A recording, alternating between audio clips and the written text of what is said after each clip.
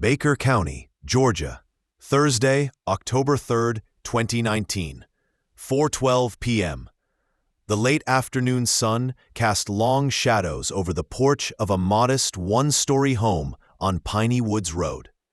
It was the kind of house you drove past without noticing. Beige vinyl siding, a rusting mailbox that leaned slightly to the left, and a front yard scattered with acorns and pine needles. But to those who knew it, this house belonged to Walter Eugene Tillman, a retired postal worker. Blind for the past 15 years, Walter, or Gene as most folks called him, had lived alone since his wife Dorothy passed in 2012. He was 76, stubborn as ever, and refused to leave the house they had shared for nearly 4 decades. Most days, he spent hours in his recliner, listening to baseball on the radio or feeling his way around the kitchen with well-practiced grace. And then there was Cooper, a black Labrador retriever with a brindle chest, trained by the Southeastern Guide Dogs Association. Cooper wasn't just a companion. He was Walter's eyes, his confidence, his lifeline, and in time, his savior. That Thursday had started like any other. Gene had brewed his morning coffee, taken his pills, after triple-checking the labels, by touch, and fed Cooper, who waited patiently beside the counter like he always did. They'd gone for a slow walk up the gravel path behind the house, where the scent of pine was strong and comforting. By mid-afternoon, Gene had settled in for a nap. The Braves were playing the Cardinals, and Cooper was curled at his feet, ears twitching to the sounds of birds and the occasional passing truck. But inside the house, something unseen, something silent, was building. At precisely 4:14 p.m., the pilot flame in the aging gas furnace went out. It wasn't unusual. The unit had been acting up since late summer, and Gene had scheduled a repairman for Monday. But now, with no ventilation and a faint hiss barely audible to human ears, carbon monoxide began to spread, tasteless, colorless, deadly. Gene stirred in his chair, but didn't wake. Cooper lifted his head. His nostrils flared. At first, the dog did nothing, just watched, unmoving. But within minutes, his behavior shifted. He stood, padded over to Walter, and nudged his knee. No response. Cooper nudged again, harder this time. Gene let out a soft groan. He was sweating. His breathing was slow, shallow. Cooper paced. He barked once, sharp, sudden, then again, and again. But the house, soundproofed and tucked behind dense pines, muffled everything. No neighbors nearby, no traffic for miles. Cooper made a decision. He bolted to the back door, pawing at the handle, then raced to the front. The screen door was latched, but he pressed his body against it. Frantic, urgent, his training told him never to leave Walter alone. But something stronger now pulsed inside him. Instinct. He growled low in his throat, turned and sprinted back to Gene, who was now slumped deeper in the chair, head tilted unnaturally. Cooper whined, arced, and in a burst of energy, leapt onto the man's lap, something he had never done in 8 years of service. His weight jolted Gene slightly, just enough to draw a faint moan. And that's when Cooper did something unexpected. He bit Walter. Not hard, not to harm, but enough. A sharp nip to the forearm. Enough to break the silence. Enough to cause a reaction. Walter gasped. And, for the first time in his life, Cooper disobeyed every rule he had ever been taught. He ran. Cooper pushed against the screen door with his full weight. It gave way after a second try, not from force, but from years of use, the latch long since weakened by rust and Georgia humidity. Outside, the sky had begun to shift into that golden hue that only southern autumns could paint. The wind carried the scent of pecan shells and dry pine needles. But Cooper had no time for smells. He sprinted down the porch steps, paws skidding on the packed earth. The main road, County Route 57, lay a quarter-mile ahead, a narrow, two-lane ribbon lined by oaks and cotton fields. Cars passed infrequently, usually farm trucks or school buses this time of day. Cooper's claws clicked across the gravel driveway. His lungs pumped with urgency. His heart raced. He ran. At 4:36 p.m., Margaret Hill, age 64, was driving home from picking up her grandson from band practice in Newton. A retired nurse, Margaret rarely took the Piney Woods shortcut, but that day she'd decided to avoid a construction delay on the main route.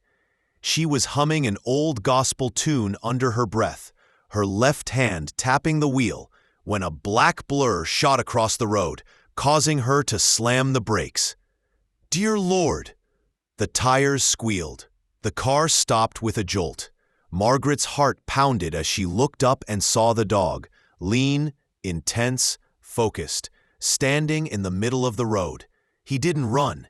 He just stared, then barked once, short, demanding, and then again. She opened the door. Hey there, buddy. Are you lost? Cooper barked again, then turned and ran toward the woods beside the Tillman property.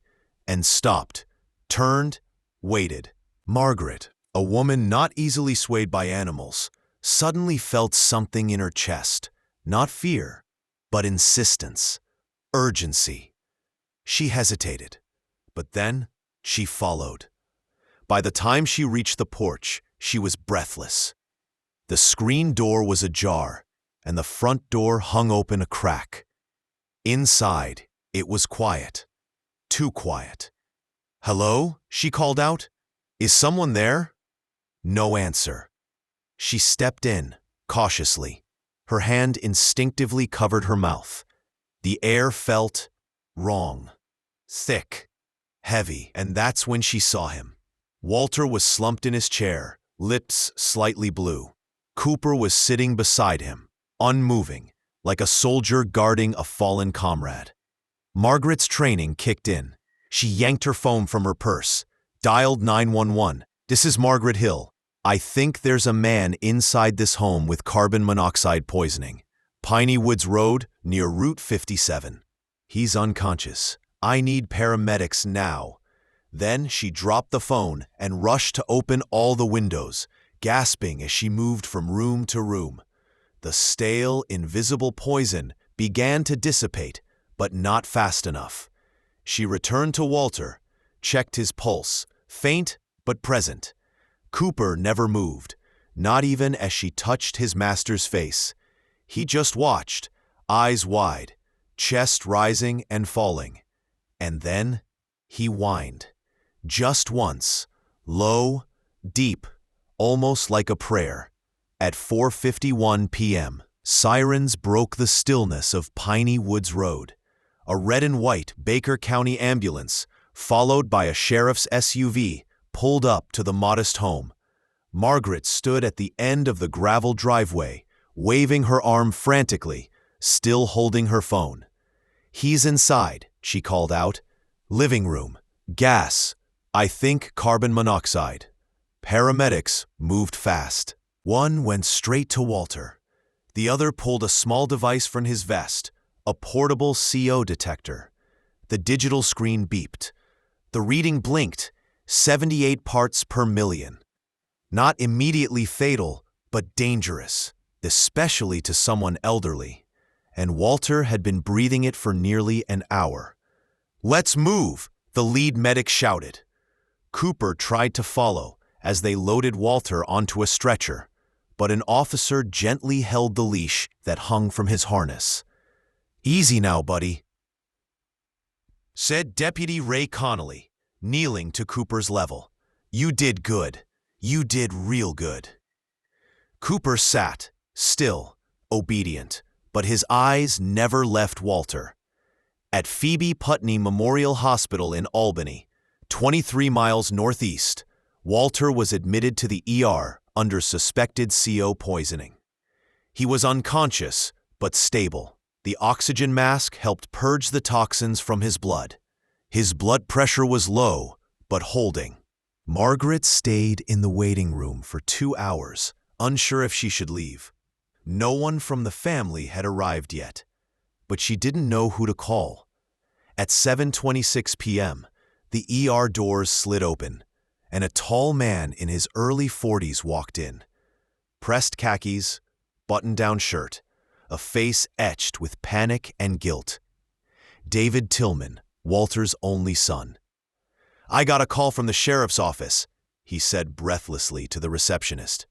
"My father, Walter Tillman, was brought in." Margaret stood up, quietly approached. "You must be David. I'm the one who found him. Or rather, your dad's dog did." David turned, his brow furrowed. "What?" She told him everything. From the road, the barking, the running, the bite, and David's eyes welled up. "You mean Cooper bit him?" "Not to hurt him, just enough to wake him. He wasn't trying to disobey. He was trying to save his life." David blinked hard, then ran a hand through his hair. He was trained never to leave Dad alone. I guess he knew better this time. By midnight, Walter was conscious, groggy, confused. "Dot?" he mumbled. "No, Daddy," said David softly, gripping his hand. "It's me. You're in the hospital. You had carbon monoxide poisoning." Walter blinked behind his oxygen mask. "Where's Coop?" David smiled through tears. "He's fine. He saved your life." Walter gave a weak laugh. "That's my boy." The story didn't stay quiet for long. By the next day, WALB News 10 had picked it up. "Guide dog breaks training to save owner from carbon monoxide poisoning." The segment aired that Friday night. The footage showed the house, the EMTs, and an interview with Deputy Connolly. That dog made a judgment call. He left the house, got help, and returned. If not for that, Mr. Tillman might not be with us. Walter Tillman was discharged 5 days later, October 8, 2019. His blood oxygen was back to normal. The doctors warned him that he might feel fatigue for a while, headaches, mild confusion. But at 76, he was lucky. Most carbon monoxide cases ended far worse. David had already arranged for a full inspection of the furnace. The technician, a quiet man named Paul Hensley, shook his head after just 10 minutes inside the crawl space. The exhaust pipe was clogged almost completely, backdrafted right into the living space. If your dad had gone to sleep, he never would have woken up. David nodded slowly. "And the detector?" he asked. Paul tilted his head. "There's one mounted in the hallway, but the battery was dead, probably for months." David stared at the device, then at the dog sleeping beside Walter's recliner. Cooper looked up. His tail thumped twice. 2 days later, a representative from Southeastern Guide Dogs drove up from Palmetto, Florida. Michelle Ortega, head of Canine Performance and Field Operations, had been following the story since it broke on WALB. She stepped into the home with a warm smile and clipboard in hand. "Mr. Tillman," she said gently, "I wanted to meet the dog who made the hardest decision we train against, and made it for the right reason." Walter chuckled, weak but amused. "You mean the one who broke all the rules?" Michelle knelt next to Cooper and scratched behind his ears. "No, I mean the one who rewrote the book." She explained how guide dogs were taught to never leave their owners, not under any circumstance. But in very rare cases, a dog might show discretionary judgment, acting in a way that breaks training to save a life. There had been less than a dozen such cases in the organization's 40-year history. "We call it a breach of silence," she said, "when instinct overrides obedience. It's rare and extraordinary." Michelle submitted a formal evaluation to the organization's board. 2 weeks later, Cooper was given a distinction few dogs ever received. Service Hero Level 1, Exceptional Life-Saving Judgment. A bronze tag was shipped and fitted to his harness. On it, engraved simply, Cooper, October 3rd, 2019. He bit the silence. Local media covered the update. Cooper's photo, ears alert, tongue out, made the front page of the Albany Herald under the headline, "Sometimes a dog has to speak." But what stayed with Margaret Hill most, what she would later say in a phone interview for a national feature, was not the training or the timing. It was what she saw in Cooper's eyes that day on the road. He didn't just bark. He asked me, like he knew I was the only one who could hear him. Thanksgiving came early that year in the Tillman house. David insisted on hosting his father and Cooper for the holiday. It was a simple gathering: turkey, cornbread, mashed potatoes, and Walter's favorite, pecan pie with extra whipped cream. As the family sat at the table, hands joined in prayer. Walter added a line that made everyone pause.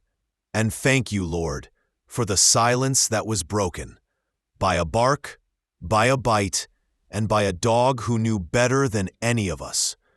Cooper lay beneath the table, tail gently sweeping the floor. He didn't beg. He never begged. But he was given a full serving of turkey anyway. By December, Walter was back in his own home.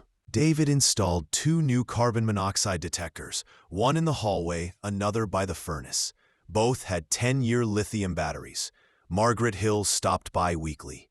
Sometimes she brought soup, sometimes fresh cornbread, and sometimes she just sat on the porch and talked with Walter, as Cooper lay between them like a sentinel at peace. In late January, the City Council of Newton awarded Cooper a local commendation. The ceremony was small, a few folding chairs under a magnolia tree, an American flag on a pole that leaned slightly in the breeze. Walter stood, cane in one hand, Cooper's harness in the other. "I may be blind," he said to the crowd, "but I saw everything that mattered that day, because my dog didn't stay quiet."